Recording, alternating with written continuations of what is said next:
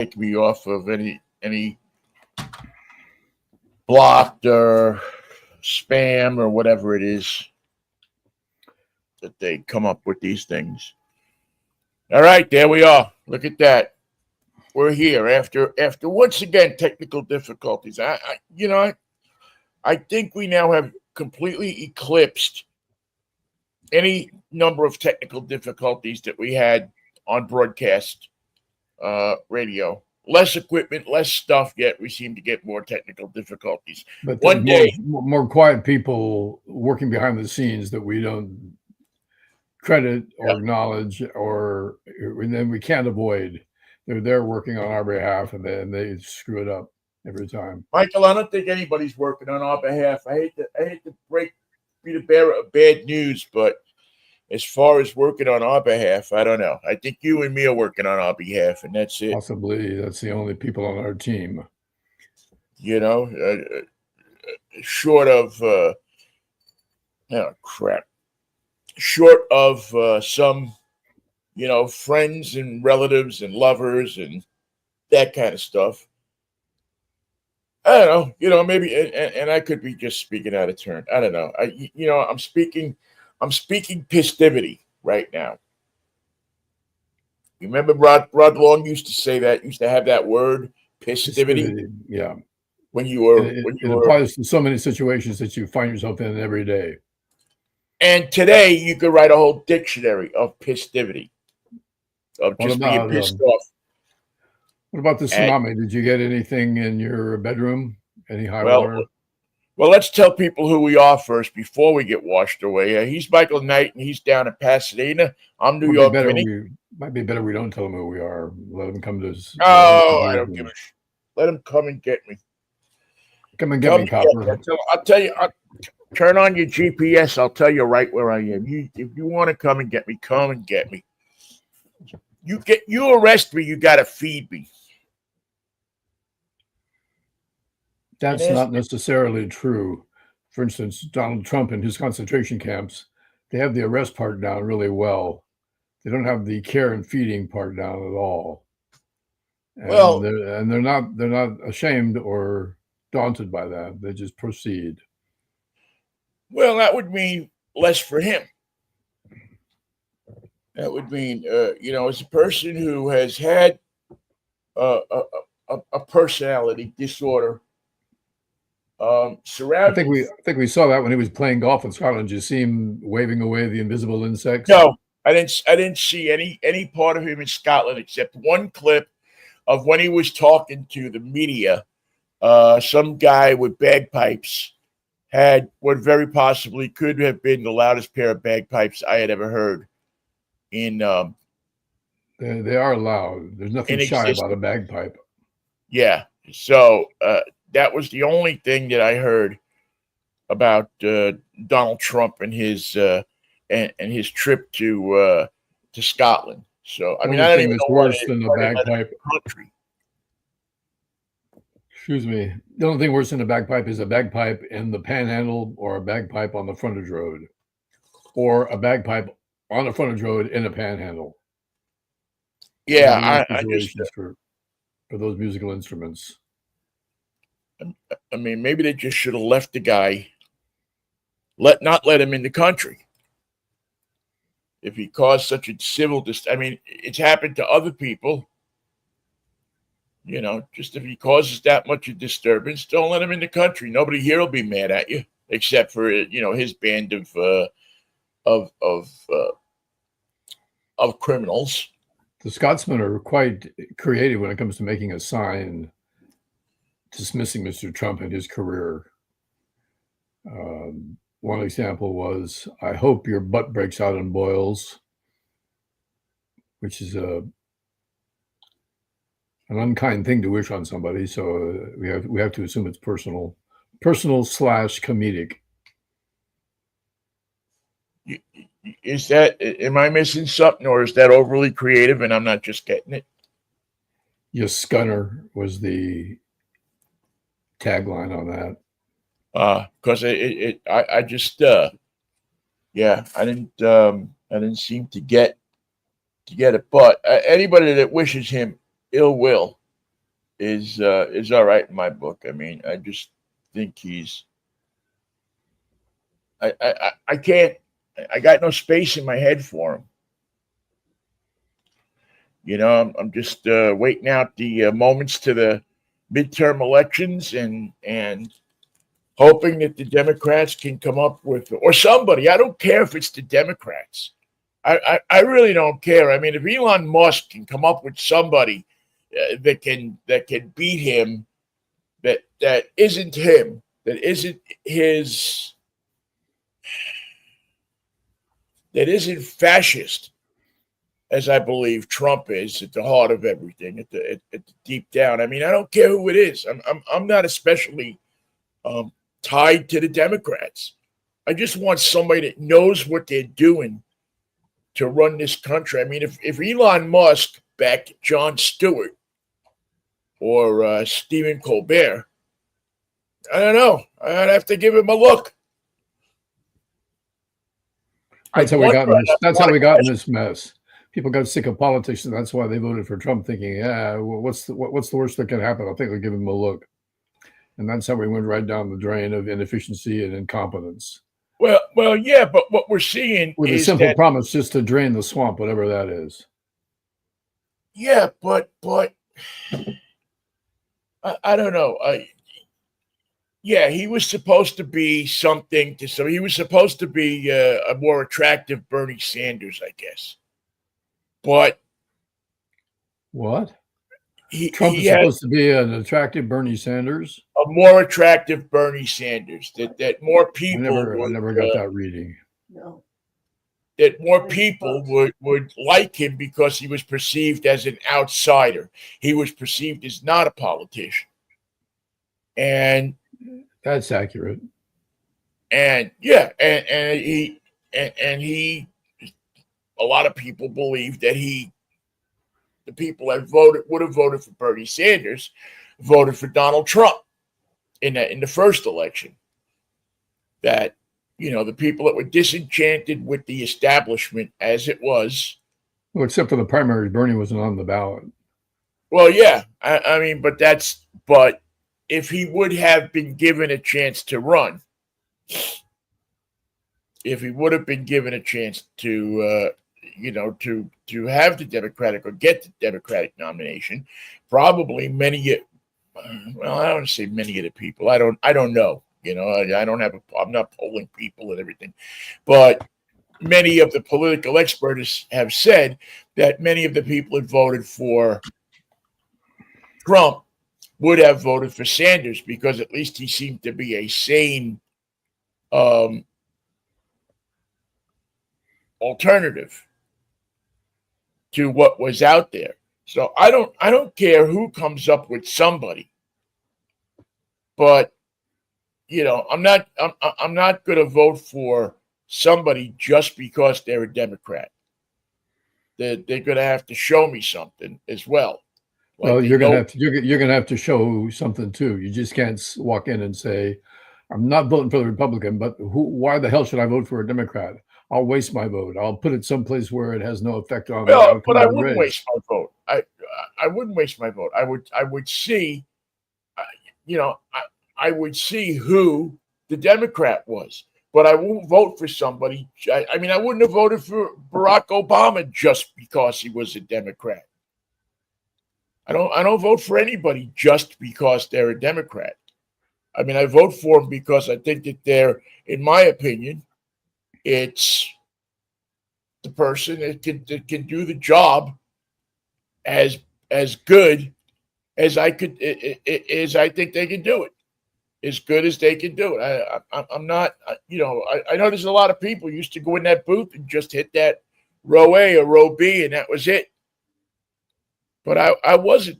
I've never been one of those people, and I haven't been a member of the Democratic clubs and an elected Democratic official. But just because somebody is a Democrat doesn't mean that they know what they're doing. Just like somebody is a Republican doesn't mean that they know what they're doing. In my I think it's opinion. I think it's a false equivalency, and the Republican Party has earned the doubt that they know what they're doing, or even care what they do, because they've surrendered their soul and their vote and their judgment and their future to avoiding the attack that would destroy their career if they oppose Donald Trump. They may not offer another point of view. They may not offer an opportunity to discuss the matter. They may not offer debate. They have to acquiesce. They have to surrender. They have to bend the knee, or they will be destroyed, or they Then I won't run wouldn't for vote president. for him. And Then the sign they that I wouldn't was get my talking vote. about is Trump.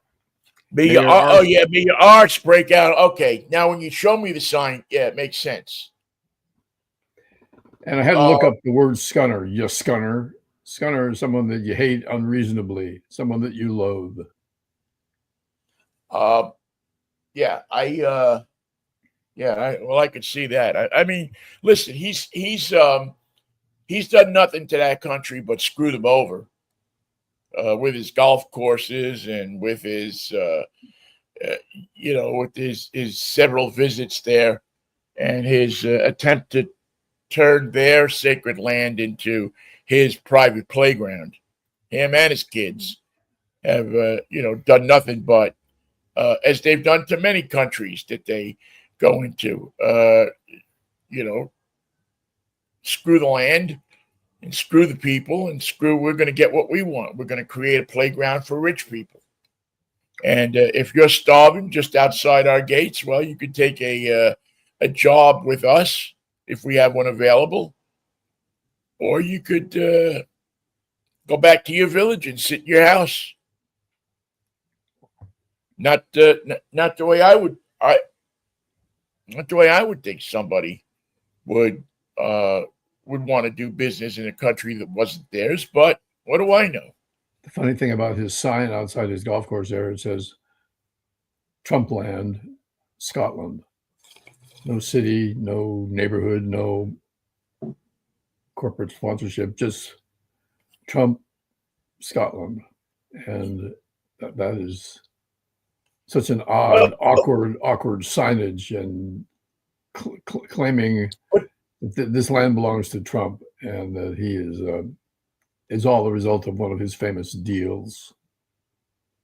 Well, he does that everywhere. I mean, that's his MO. Is he turns it into whatever he deems to be Trump land.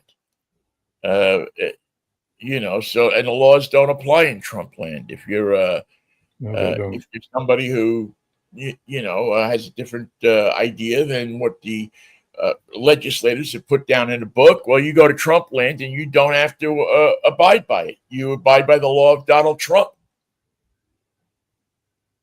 And if he likes you, the law goes your way. If he doesn't like you, he tries to screw you. If you work for him, he tries to screw you. He's bad news. He's absolutely bad news. While I had my phone open, I got a notification of a trade that the Giants made. It never happened. It is the result of AI and the people who espouse phony news. I've had notifications recently that the Giants have made deals that they haven't made, that actors and actresses have died who have not died, that musicians have died who did not die. And now I have, from the broadcast crew of the San Francisco Giants, notification that the Giants have traded for Luis Robards Ramos from the Chicago White Sox. They don't say who we traded, and there's no comment about it. And people in the comments are saying, I've been watching the MLB network all morning. There's no news of this trade. And it's just it's a further example of how AI has already ruined our lives.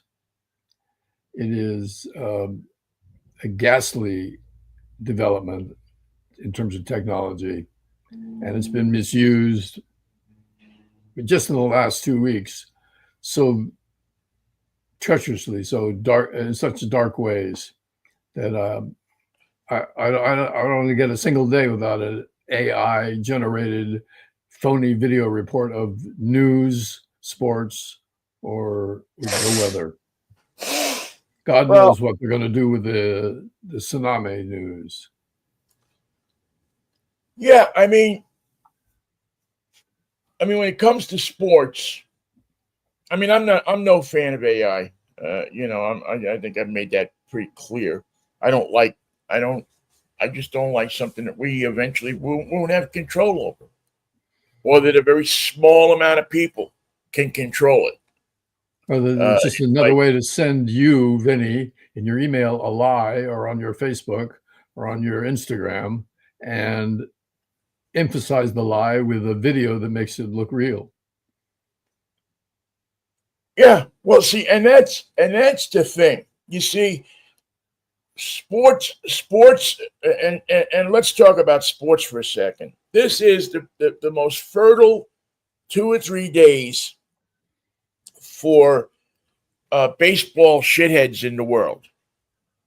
More and more people will sit there and make and go on the air with or talk about potential trades or rumors that they heard, or somebody told somebody who told somebody who told somebody this, and they will go and they'll run with it because they want to be first.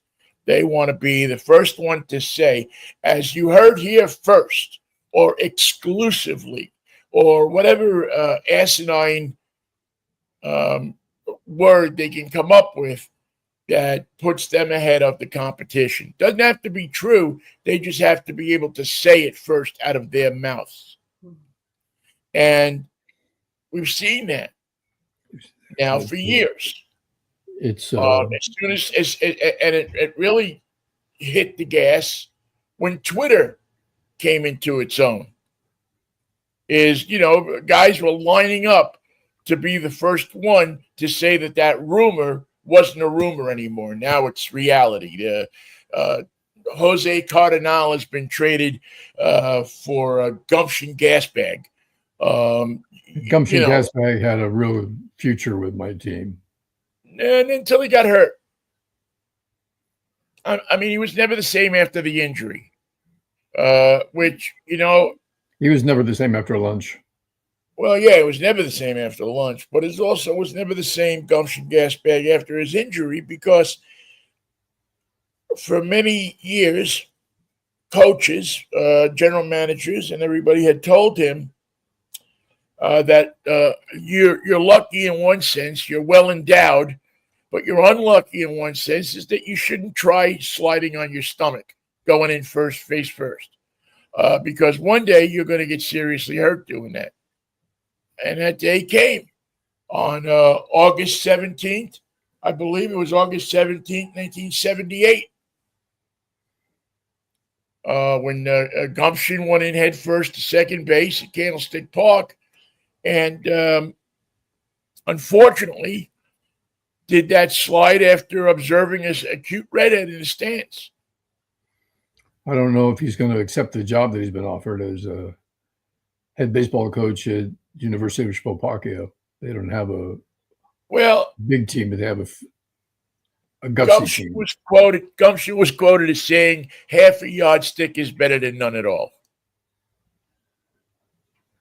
Yeah, I don't know what that means, but yes. Yeah.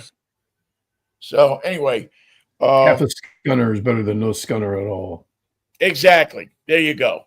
So, I mean, are there trades? There's only one place where you can be sure that a trade is a trade. And where is that, Michael? You know that. We used to be able to open up the newspaper and look at it, but it's there no longer. Oh, well, it might be there. It's just newspapers isn't there anymore. Are you talking about transactions? Transactions. The transaction wire. That's the only place that it's official. So anything before that, except for a club holding a press conference to say we've made this trade, is not really official. I'll give you an example of a AI lie that I got last night late. It was Shohei Ohtani wearing a Cleveland Commanders jersey, saying that he had demanded a trade from the Dodgers. Yeah, I saw. You know what? I saw that. Well, it was when the Commanders, it was the Guardians, but Guardians. because they did mix it up with half of the story was he was traded to Cleveland. The other half of the story was that both of those teams were going to go back to their names, the Redskins and the Indians. That was the whole part of the AI thing. And again, I don't know if it's AI or it's just that some idiot is sitting in his basement and he's cutting and pasting stuff and putting it on a thing and sending it out. And fans are so want to believe that stuff that they don't check it out. They see it and it sounds good to them. And it's just, I got to get it to my friends first. So now what happens? They're hitting the button to send it. Right. Yeah. So I don't even know that they're AI. I mean, I don't imagine half of these people have enough money to create an AI. I mean, it costs money to create that stuff, right? I don't know the cost of the programs. There's probably free AI creating. Yeah. Yeah. Well, it's that Chat GPT, and then there's something that Adobe has. And then there's something else that listen, you can take that Adobe stuff and you can take the Zapruder film and you can have Elvis sitting in Kennedy's seat. You could have anybody sitting in that seat. It's, that's what, because you're dealing with numbers. Pee Wee Herman? 101. I want to try with Pee Wee Herman, see how that looks. Pee Wee Herman getting his brains blown out? I don't know. You might need more than 2 or 3 bullets. Although I haven't watched it yet, but there's supposed to be this Pee Wee Herman documentary that's been on, I think it's Netflix. It's supposed to be really good.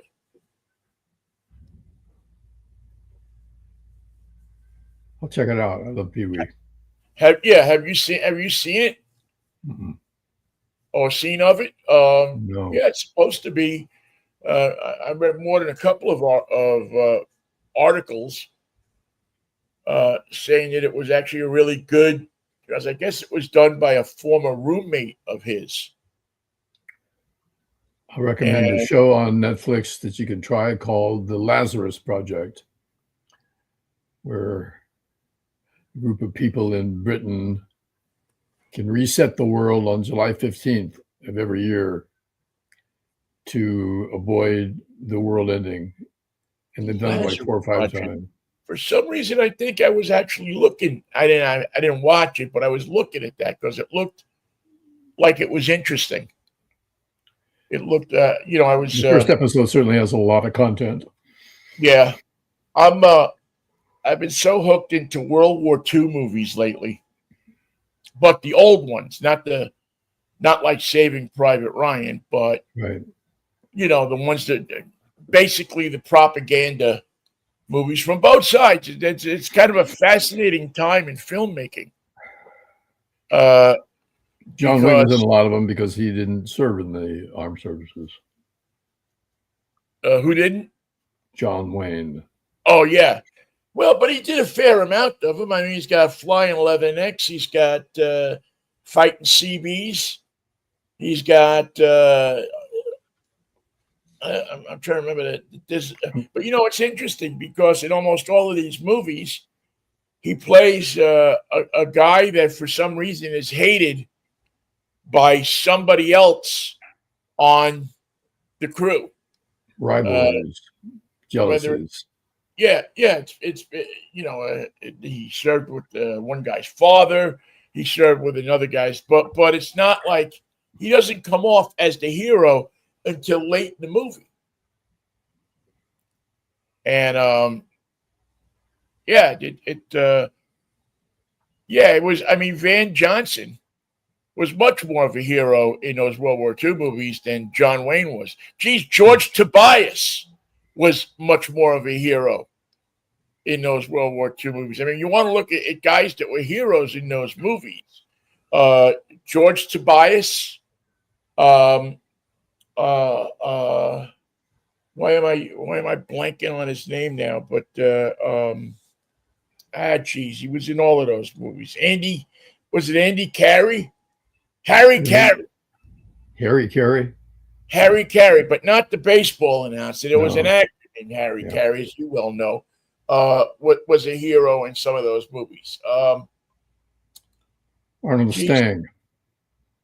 Yeah, well, I don't know. I think that might have been a little before his time. No. Wally Cox. You know, I just was looking at a documentary. I actually watched a documentary about Hollywood Squares last night, and found a little bit more out about. They focused a lot on Wally Cox and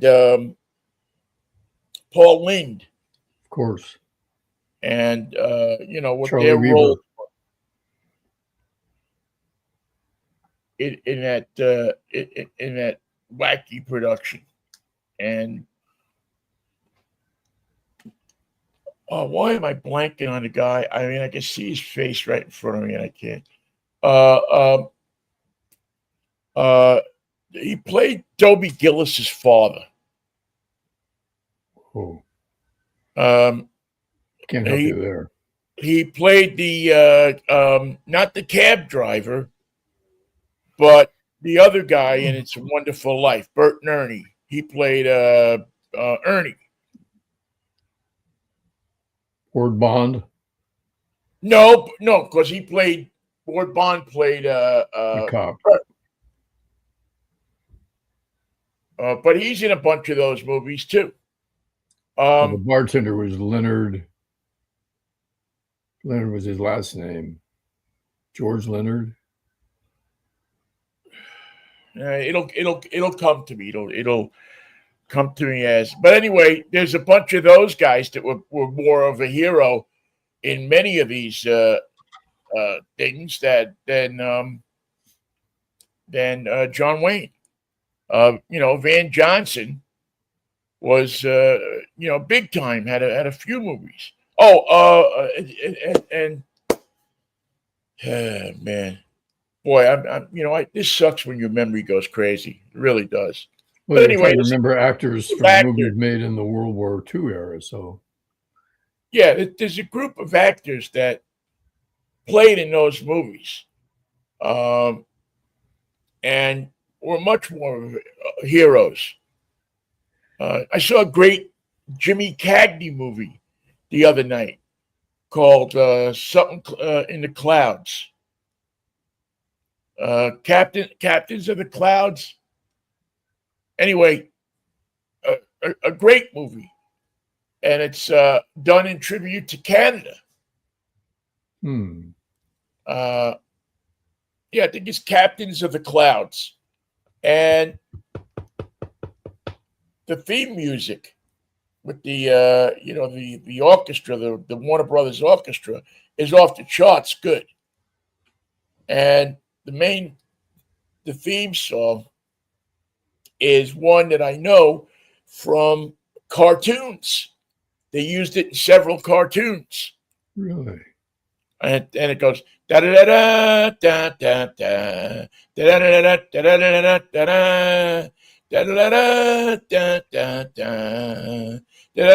da da da da. Because we're captains of the clouds.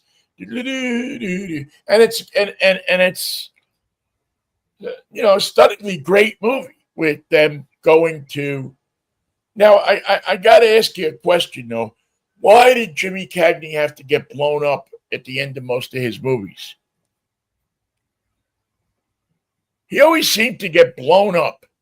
I think because he played a tough guy who broke the law and you loved him for it, but he had to pay. Yeah, I can see that. But I mean, White Heat, several other movies that he's been in. He gets either blown up or fried.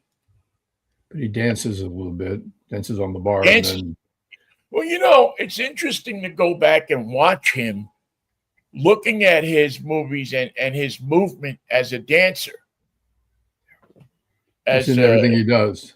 And yeah, and in his state, I mean, you go back and you look at the different movies and see just his body movement and the way he controlled his body, the way he walked, that strut that he had. Yep. It's almost like he walked on his tiptoes. He didn't walk flat-footed. Yeah. It was quite amazing. So anyway, Michael, yes, we are near the trade deadline. Going back to what we were talking about there. It's there seems to be a number of people on the block was the word I was looking for. The block. A lot of them are just not game changers. However, it's debatable that pulling the trigger on a lot of the trades that have been discussed will not make the difference that you want to trade to make at this time of the year. Yeah, well, the game changer. I mean, Devers probably would have been the game changer, right? The biggest name.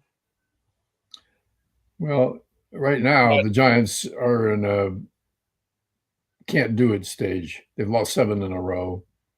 They are unable to hit, unable to score, unable to put together a winning combination of any sort, and it's pathetic to watch because they cannot play the basics of the game. They cannot deliver, and it's maddening to watch because they have so much talent. But it cannot. They can't seem to get out of their own way. They can't put together a lineup on the field that is dynamic. They can't advance the runner. They can't hit with men in scoring position. They can't pitch. Their pitching staff just gives up whatever runs the other team needs. What do you guys need? Well, we're down by 5. We'd like 6. We can do that. We can get you 6 runs. And it's very frustrating to watch, especially when your heart and soul's with the team. Yeah. Nothing you can do, and they take your heart every day. They lost again last night, and they kind of strapped. They kind of strapped themselves into a corner or into a bad place with that trade. Because I don't know what their money situation is. I don't know if they could trade for somebody else. I don't know what they have left in their farm system. I'm not that familiar with the farm system of the Giants to know that they have some chips to deal. Now they have some top prospects in the farm system. First baseman, some pitching. I don't know that the promise of the prospects is enough to acquire them a starting player or a starting pitcher or somebody who's going to make a difference down the stretch. But one player brought from another team, if we had our choice of any Met that we could have and we got that player, we sent you a couple of relievers in return, there's no guarantee that even if that player stayed hot, that would be enough to get the Giants out of the malaise that they're in. Because right now, whatever you want to call their problem, they can't play ball. Well, sometimes, Michael, the team just doesn't have it. Sometimes the needs are so much that, sports fans believe that one player will get them to the World Series. Call me boys. And in in rare cases, it has happened. We talked about them, I think, on Monday, that there are the rare cases of one person put a team on his back and, carried them. But it's a rare occasion. The Mariners, is one player going to help them? Well, they have enough other pieces where if they went out and they reacquired Eugenio or Eugenio, however he says his first name, Eugenio Suarez, that could that be the piece that gets them over the top? I don't know. They didn't think enough of him 2 years ago to keep him here at a bargain price. Now they're going to go out and they're going to pay through the nose for him. He's one of the teams that are looking at him. The Tigers are also looking at him. I think the Yankees have been looking at him as well. Yankees need a hitter because right now Judge is on the injured list. Yeah. So, and the Cubs and the Phillies are also in the contest for him. But I don't know. Cubs and the Phillies, well, Phillies need something to put them over the top. They're a player that you could say they're a team that you could say one player could make a difference for them. I think. We all don't know. None of us really know. They got some bats. They got Harper. They got Schwarber. Yeah, but as we were talking about the other day, you can envision that one bat to protect a Schwarber or to protect one of the players that you're talking about could be the difference. Something to help out the bottom of the lineup, to make your 7, 8, 9 hitters more formidable. And maybe you need a right-handed slugger. Maybe you need a left-handed slugger, depending on your stadium configuration. Yeah, and also, one of the things I always believed is that, using that 9-hole for somebody who has some speed and pop. Doesn't have to be a home run hitter, but they got to have the speed and the pop. So that if your sixth guy gets on and he's at third base and you're, you can get him home. You got some bingo in the bottom of the order. Yeah. I think that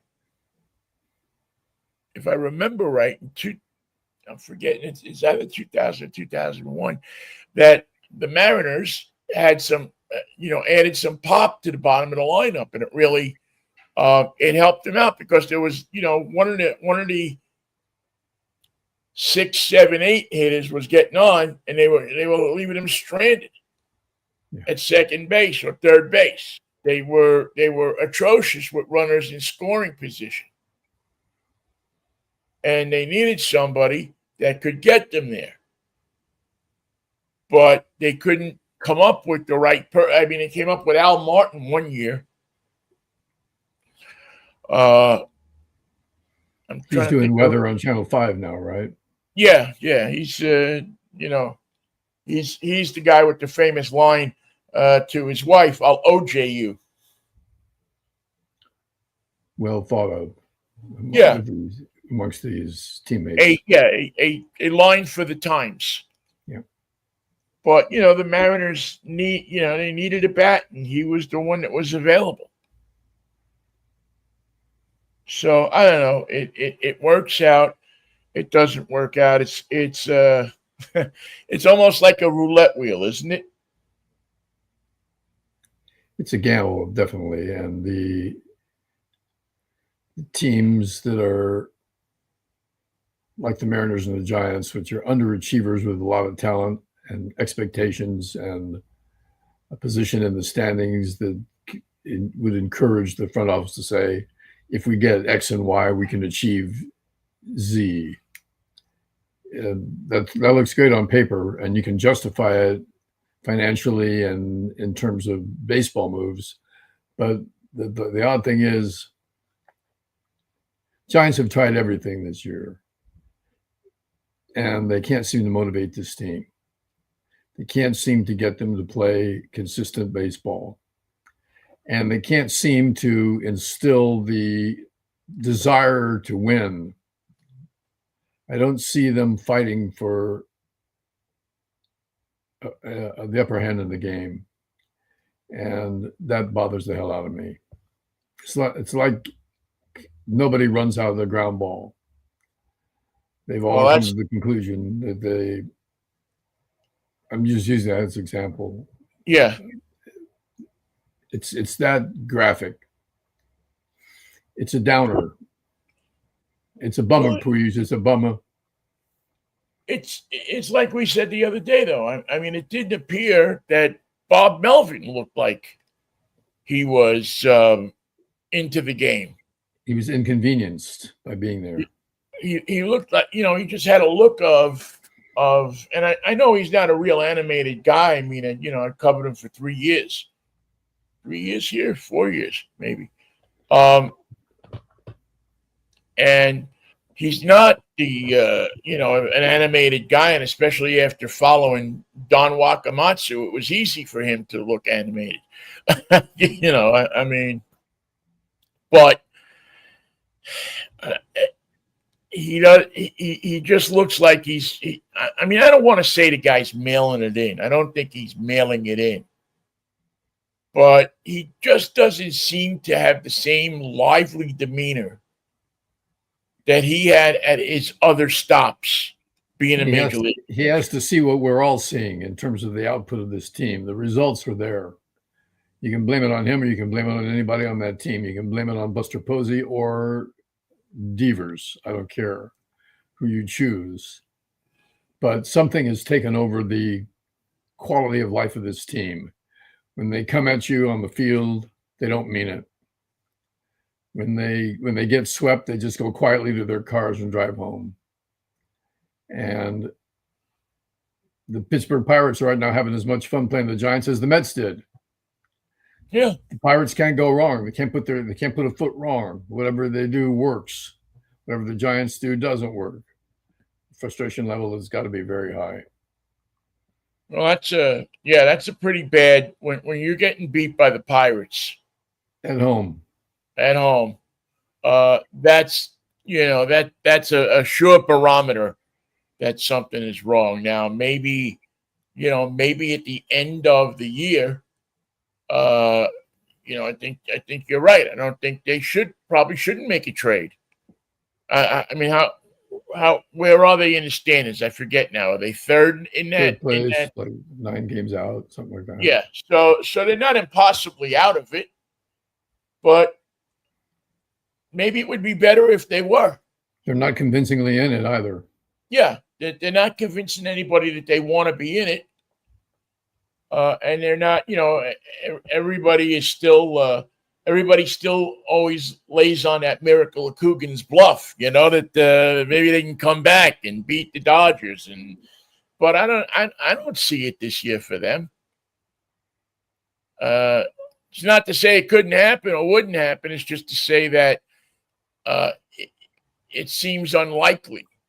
Haven't been in first place since May. Yeah, it just seems unlikely that it would happen. The Dodgers look like they're gonna run away with it. Not run away with it, but they're probably gonna prevail. The Padres got a chance. They're playing healthier. Pretty evenly. Padres that's what you get. Sustaining wins, and the Dodgers, with all their injuries, and they've had so many hurt pitchers, have just managed to continue to win based on the bats. The bats go up there and give you runs, and runs cure a lot of ills. Well, and we haven't even had a chance to talk about yet the it seems to me now. Again, I don't watch ESPN that much anymore. I watch the MLB Network, and I'm almost thinking that they've toned this story down. But the Cleveland Guardians are in a world of pickle because their closer is been suspended by Major League Baseball because they're betting because they're alleging that he's got something to do. And I don't know, it's unclear exactly what he has, but they're calling it non-disciplinary paid leave through August 31st as Major League Baseball conducts an investigation into his participation in sports betting.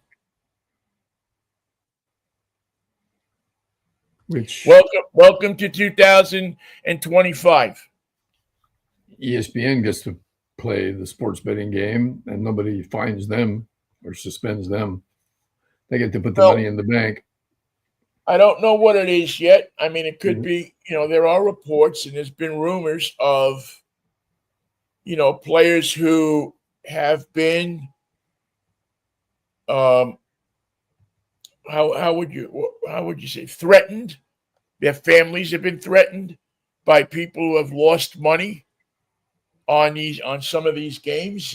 Some of these idiots decide that it's easy to go out and get a gun and threaten somebody. Better than points. Better than a parlay. Yeah, it's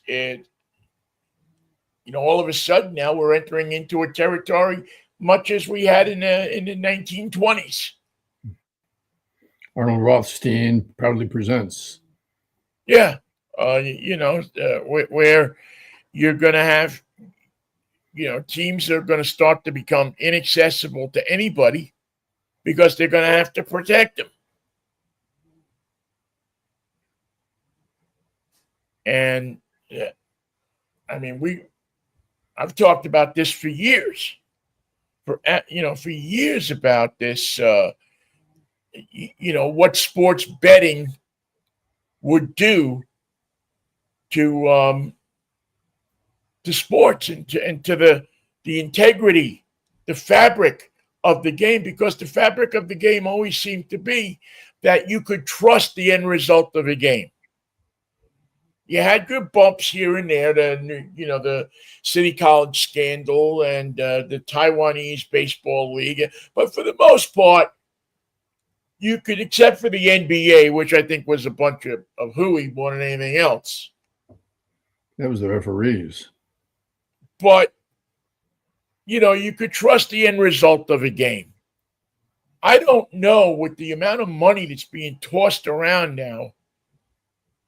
The finances that are at stake are just so much greater now. You could trust the end of a game anymore. And if they find out that this guy or some of these other guys that they're investigating in all these different sports are guilty. For shaving. For either shaving or whatever they're doing to affect the outcome of the game, whether it be umpires, whether it be referees. I mean, why do you think they want this automated stuff in so quickly? You think it's for the fact that they want their umpires to be right? No, they want to take it out of the hands of human beings. Yep. They want to take human beings can't be trusted, Vinnie, as you know. Right. They want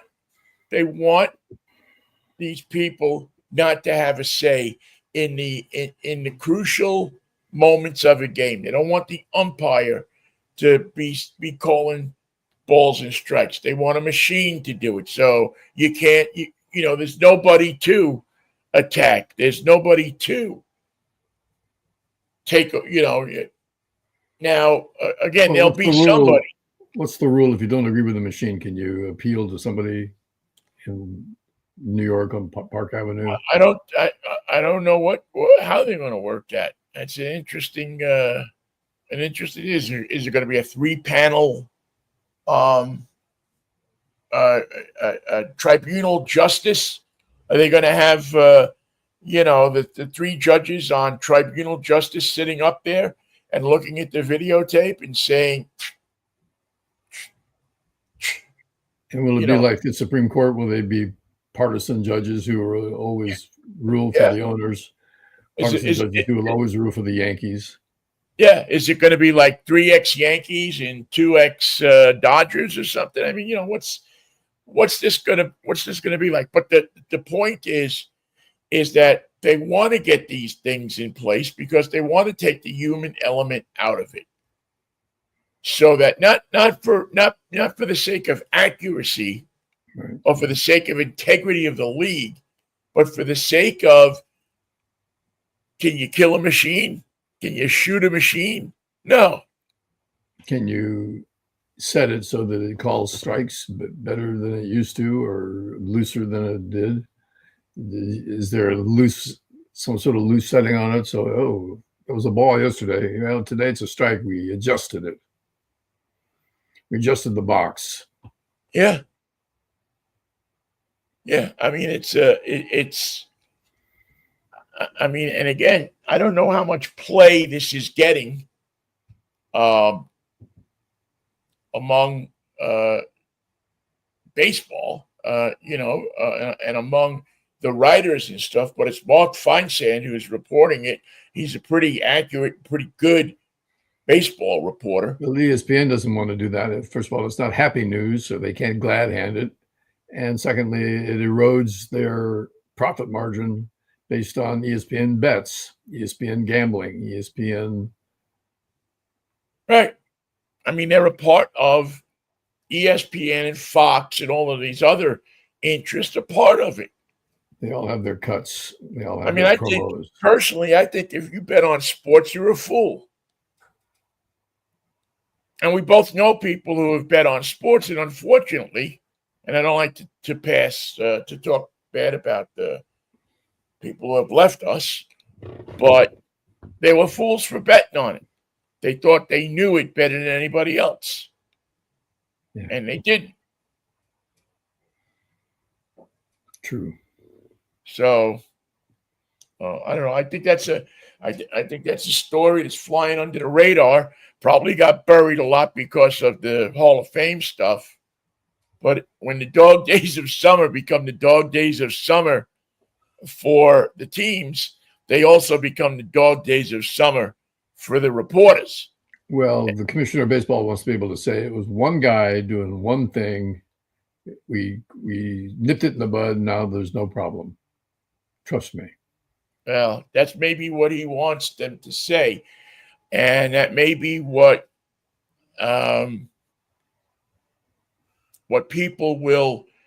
people's bosses will want them to say. Yep. Already Feinsand might have gotten to talking to by some of his bosses at ESPN. Now, I don't know that. It's just conjecture. It's just, it's just thinking of what might happen, because you and I have enough experience in the media to know that it's not impossible to think of a scenario where all of a sudden he gets called in and says, you can't be reporting on this stuff. Another story I think that is going to fly under the radar, but depending on a number of factors, is this tragic story in New York of this patrolman who was killed by, along with several other people, at 345 Park Avenue. Suffering with a football brain. Suffering. Well, he says he is. They haven't looked at his brain yet. I hope that they will have the proper permissions to look at this guy's brain and to find out what's going on. Because for years, people have been saying that this CTE, this disease, it has affected the minds of football players and some hockey players. Junior Seau. And to the point where It was And the lineman from the Pirates. I mean, the Steelers. The Steelers, yeah. Mike Weber. I forget his last. I'm not tracking his last name, but there have been several players who, along the line, have committed suicide. And the interesting thing is, what do? They don't shoot themselves in the head. Right. They shoot themselves in the chest. Study my brain. So that and the National Football League has repeatedly not done much of anything around this. They have said, well, we'll give you better helmets. We'll give you padding for practice. We'll give you pads. We'll lower the practices down to 1 a day. But none of this stuff is doing, because, again, I go back to a basic premise, Michael, is you can't, there's nothing between your brain and your skull except some fluid. So that when your brain is moving at 25 miles an hour and it all of a sudden and your skull stops, it hits your brain. It hits your brain, hits your skull. Yeah. Every time. So. And apparently the effects of a concussion don't really ever dissipate. You get used to it. It calms down a bit, but it makes you more vulnerable for the next time it happens. It doesn't have to be as bad as the second time as it was the first to affect you negatively. And memory, judgment, impulse control, all those things start to disappear. And it's not a happy thing to see when you got a 300-pound guy who can't control his emotions or his feelings because of the job he did. He suffered an injury that no one is able to treat. And the shooter in New York made it his business to do something about it. And his injuries, if they're traced back to his football career in high school, that's pretty damning evidence. Well, and you've had several high school and college players kill themselves. We usually only hear about the NFL player, or maybe the major high school, major college programs, if that happens to somebody. But there have been literally dozens of players who have killed themselves because of this. Again, shooting themselves in the chest, in the heart, so that their minds will be preserved, so that they can study them, leaving elaborate permissions. Yeah. For guys like Dr. Marone in Pittsburgh and others, the guys up in Boston, to study their brains. And the NFL will continually do not much of anything about it. They're glad handers. Whether it be something as simple as get these players out of a crouched stance, put them into an upright stance so that they're not continually butting helmets. Leading with their head into contact. Yeah. I mean, would it take that much out of the game? I think it'd make the game faster. Well, yeah. More offensive. Yeah. But, it would, it wouldn't be macho enough. And the prevailing thought has been, it seems, among owners who are famous for saying one thing and doing another, is that, well, you know what? If we lose a couple of guys a year, what the hell? We got a practice squad. We got a lot more that want to play. Yeah, there's talent all over the place. We'll get somebody from Canada. They have another league up there. Get somebody who already knows how to play. You wait and see. We'll have them in by Tuesday. Get him in Tuesday, play Sunday. Yeah. And it's a shame. It's something that's really that bears looking at. That we talked in Pittsburgh. We talked about it when we weren't talking about Jerry Sandusky or Penn State, no scandals, or Tiger Woods. We were talking about because they were doing the research right at UPMC. Hmm. And research can trace it back to its origin. The problem is there's no treatment for this. Once the injury takes place and the disintegration of the brain begins, there's no off-ramp. There's no way to fix it. There's no treatment that works. Yeah, it's once you start, once you start pounding your head every time that head gets pounded. Now, again, I don't know this for a fact. I want to be clear that there's studies being done, and people I talk to around the game or have talked to around the game seem to be quite adamant that there's something not right. Yeah. But yet, to make that money, to put their families in a position where they'll never have to want. I mean, you're a provider, you're a man, you're being told go out there and provide for your family. Well, maybe this is the only way you know how. Play ball. Play ball. So what if you got to get your head bashed in every weekend? You got 6 days to recover. So it's well, on that dark but truthful note, why don't we meet again on the Freaky Friday? Let's hope. Yeah, let's maybe we'll be able to talk about lighter stuff on Friday. We'll have the trade deadline will have been over, and we'll know who's going where. We'll know where Eugenio Suarez winds up. We used to call him Jimmy. Well, no, he didn't like that. I remember there was not a dust up, but he was very now whatever he was very upset about that they wouldn't say his name correctly. The variation on the name, yeah.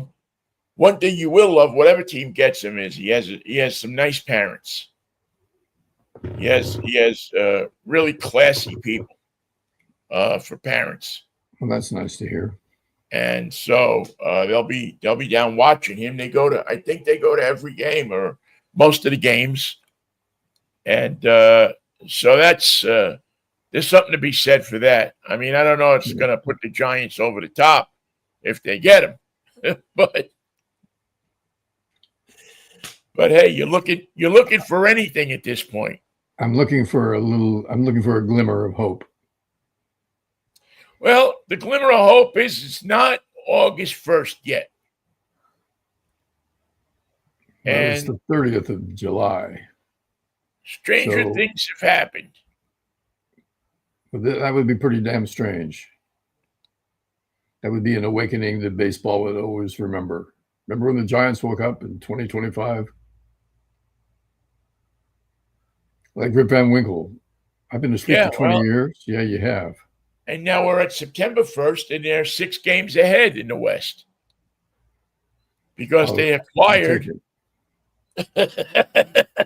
And baseball will prove us to be wrong once again. Yes. Which I'm always happy to be proven wrong about anything, really. Well, Robbie Thompson, wherever you are, we'll meet you at Coogan's Bluff. Get your bat, get your glove, and be ready to play. Yeah, I think you mean Bobby Thompson. I said Robbie. Yeah, you said Robbie. Robbie, meet us at Candlestick. Bobby, you're the one I meant. Bobby's Polo Grounds. Robbie is Candlestick, and Rob is the guy that's running the Phillies. Yeah. Too many Thompsons in New Orleans. And then they got to come up with a music group called the Thompson Twins on top of it. That just complicated everything. I mean, what a revolting development This is. William Bendix, thank you. That's the guy I was thinking of. William Bendix. That's what I was trying to think of. You should have quoted him earlier. What a revolting development this is. I'll see you Friday if the Lord's willing and the creek don't rise, man. All right, Vinny, have a great one. All right. Peace, love, and Manischewitz, everybody. Take care. Bottle of wine. Go Giants. Bye.